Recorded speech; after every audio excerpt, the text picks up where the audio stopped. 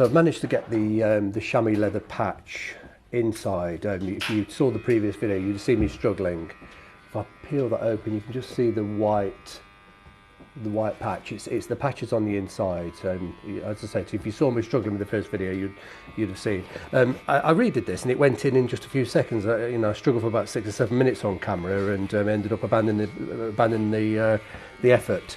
So I've redone it. It only took me about 60 seconds. This patch is completely flat, and all I want to do now is just put behind the alligator skin onto the patch. I need to put some of this glue. It's proper leather adhesive, and I'm going to be using just a very small engineer's screwdriver. So a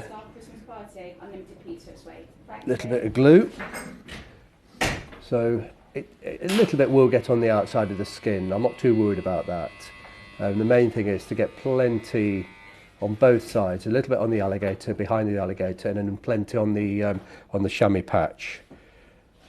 It's proper leather adhesive. You can't just use the type of adhesives you get from hardware stores. General purpose glue that you can glue wood and plastic. They go far too hard. Leather adhesive, it does remain flexible. So just carefully poking it through, and when this is nearly set, I will then squeeze the two edges of the alligator skin together. Alligator repairs it splits quite easily between the scales, as does crocodile, but it's quite easy to repair because it's so wrinkly. The scales slip back together, and it does leave a slight wrinkle between the scales, but naturally alligator and crocodile, it has a lot of wrinkles between the scales anyway, so the scales are glued back together, and the repairs are quite well hidden.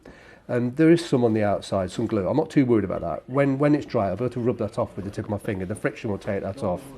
I'm just rather keen to get plenty on the inside. I've got to do the other shoe as well. Both of them have suffered. This is a common failure on old skins, and I just need to. I'll pop the tree back inside, so I do need something to press against.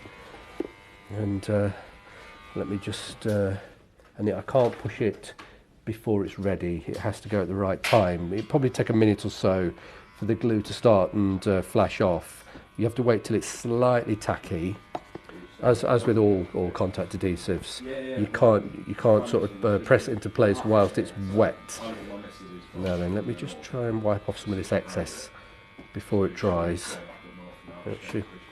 Okay, it's had a minute or so. And I'm going to use my fingernails to kind of stretch the skin, because it's the adhesive, it allows the skin to stretch.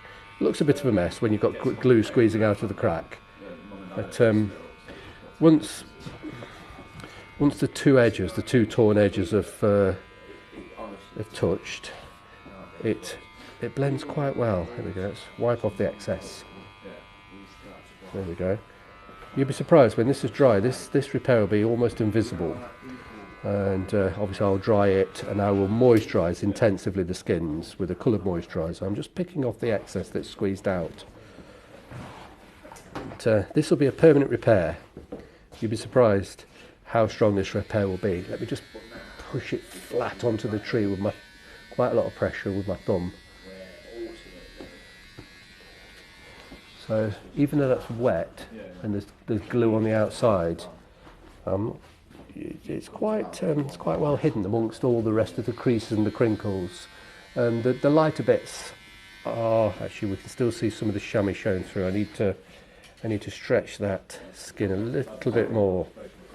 But there we go. That's it. Yeah, that's better. The skin, it's sliding back because the glue's still quite wet.